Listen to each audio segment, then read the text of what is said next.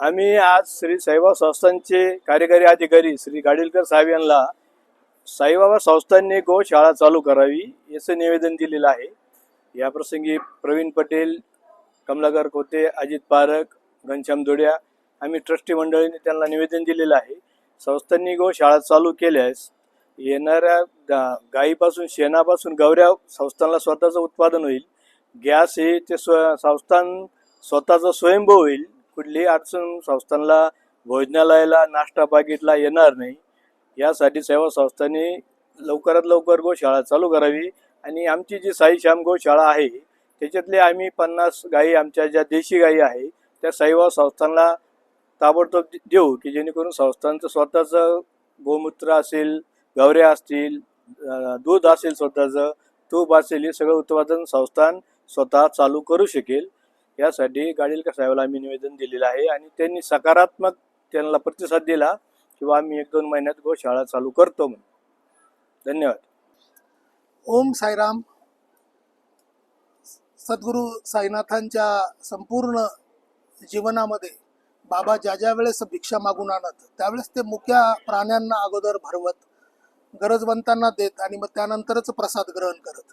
अशाच मुक्या प्राण्यांची गेल्या अनेक वर्षापासून श्री साई श्याम गोशाळा शिर्डीमध्ये एक प्रमुख अशी गोशाळा चालवतात। अतिशय चांगलं आणि सुंदर काम आमच्या शिर्डीकर साई भक्तांच्या माध्यमातून होत आहे। परंतु अनेक वर्षांची साई भक्तांची, शिर्डीकरांची इच्छा आहे की हे काम मोठ्या प्रमाणात व्हावं आणि ते फक्त साईबाबा संस्थांच्या वतीनंच होऊ शकतं।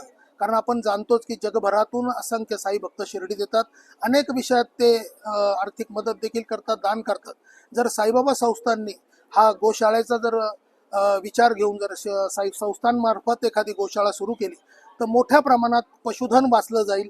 आपल्या देशी विदेशी देशी जातीच्या ज्या काही गायी आहेत, गीर गायी आहेत, त्याचं संरक्षण मोठ्या प्रमाणात होईल आणि त्याच्यापासून उत्पन्न होणारं मग ते तूप असेल, मग त्याच्या शेणापासून तयार होणाऱ्या गवऱ्या असतील किंवा आपण एकंदरीत ज्या काही प्रकृतीकरता किंवा याच्याकरता आपण ज्या काही मदतीच्या गोष्टी त्या देखील संस्थांच्या माध्यमातून मोठ्या प्रमाणात होतील आणि साई भक्तांना देखील ज्याप्रमाणे आपलं भोजनालय इतक्या मोठ्या प्रमाणात अन्नदान चालतं तसं मुक्या जनावरांना करता देखील अतिशय मोठ्या प्रमाणात त्या ठिकाणी सेवा संस्थांच्या माध्यमातून घडू शकेल। म्हणून मी साई संस्थांना ही विनंती करू इच्छितो की त्यांनी मोठ्या प्रमाणात ही गोशाळा सुरू करावी आणि या साईश्याम गोशाळेच्या पदाधिकाऱ्यांचं देखील कौतुक आहे का त्यांनी सुरू करतानाच त्यांच्याकडील ज्या काही गायी आहेत त्या साईबाबा संस्थांना देऊ केलं। कारण कुठली इनिशियल गोष्ट, कारण अतिशय चांगल्या गायीचं रक्षण त्यांनी केलेलं आहे।